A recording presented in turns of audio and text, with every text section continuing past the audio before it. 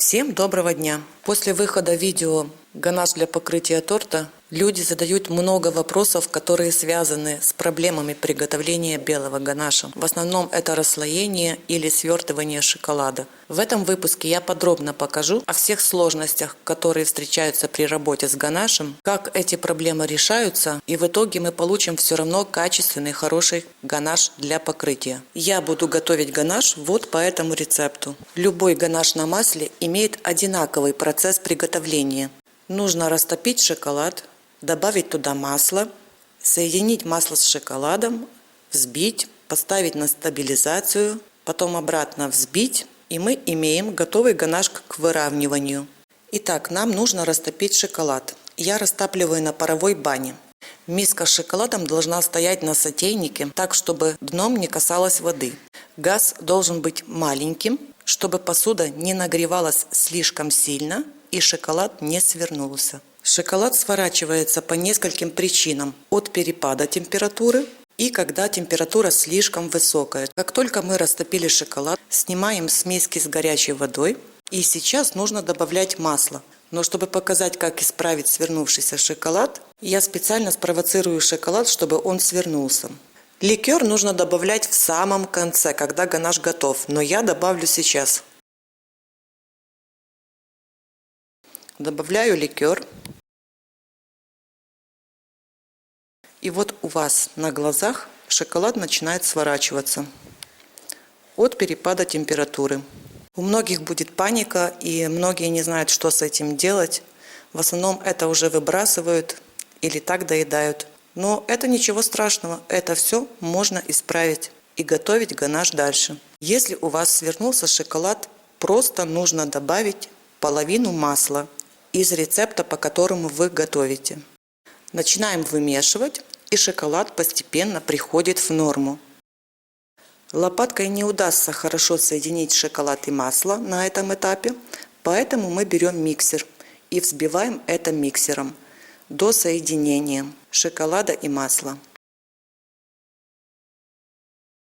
Вот как видно на видео, шоколад и масло полностью соединились, но в этой массе есть мелкие крошки шоколада, а нам нужна гладкая однородная масса. Поэтому мы все опять это разогреваем. Ставим на паровую баню и разогреваем до того момента, пока эта масса не расслоится. Масса постепенно начинает нагреваться, и вот как видно на видео, ганаш расслоился. Это второй вопрос, который постоянно задают: что делать? Ганаш расслаивается тоже от высоких температур, когда перегревается шоколад, или от перепада температур. Вообще-то я специально иногда расслаиваю ганаш. Это идет как дополнительное темперирование шоколада, и покрытие из этого ганаша будет более стабильнее и прочнее. Что мы делаем в таком случае? Всего-навсего просто взбиваем, пока масло и шоколад не соединится и не станет гладкой массой. Ну вот, у вас на глазах расслоившийся ганаш опять соединился. Но так как здесь мало масла, не такой, как должен быть, поэтому добавляем вторую часть масла. И продолжаем взбивать.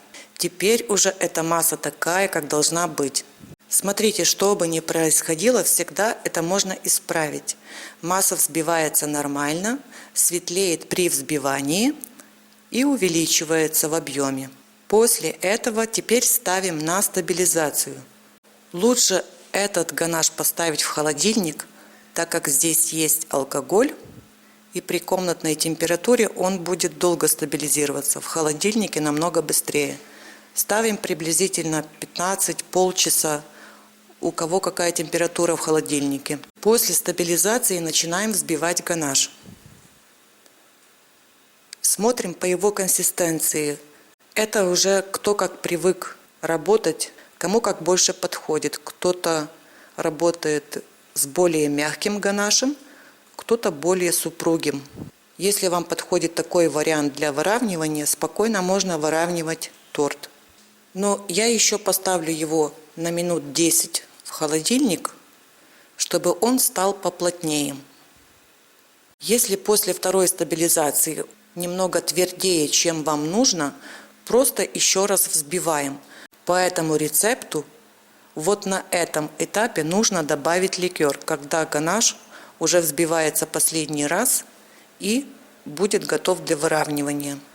Что бы ни случилось при работе, при приготовлении с ганашем, его все равно можно исправить, и у нас будет качественное покрытие для торта. Переходим к выравниванию торта. Это можно делать в 2-3 этапа. Здесь я нанесла сначала тонкий слой, для того, чтобы бисквит не крошился и зафиксировался торт. Второй слой будет основной. Торт выравниваю основательно. Многие спрашивают, почему ганаш трескается на торте. Чтобы этого не происходило, торт нужно ставить на отстаивание, лучше всего на ночь. Тогда он хорошо пропитается и даст осадку, и при выравнивании ганашем трескаться не будет. Чтобы выровнять как можно лучше ганашем торт, сам торт должен быть ровным. При покрытии ганашем, при выравнивании, ганаш имеет свойство быстро застывать, поэтому нужно работать как можно быстрее. Но ганаш по этому рецепту имеет в себе алкоголь, поэтому с ним можно работать дольше, чем с другими ганашами. При финишном выравнивании лопатку или шпатель, инструмент, с которым вы работаете, перед каждым мазком нужно протирать чистой салфеткой или полотенцем. После второго покрытия можно поставить торт в холодильник, чтобы он немного охладился. При третьем финишном покрытии замазываем мелкие дефекты. Где нужно, еще добавляем шоколад, где не нужно, убираем. И все заглаживаем так, чтобы все было ровненько и гладко. После выравнивания торта убираем торт в холодильник для стабилизации и охлаждения. Что бы ни случилось у вас во время приготовления ганаша или расслоения, или сворачивания шоколада, смотрите, мы все равно получим качественное покрытие.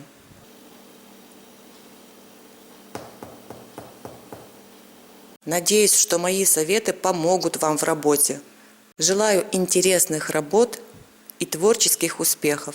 До новых встреч в следующем выпуске.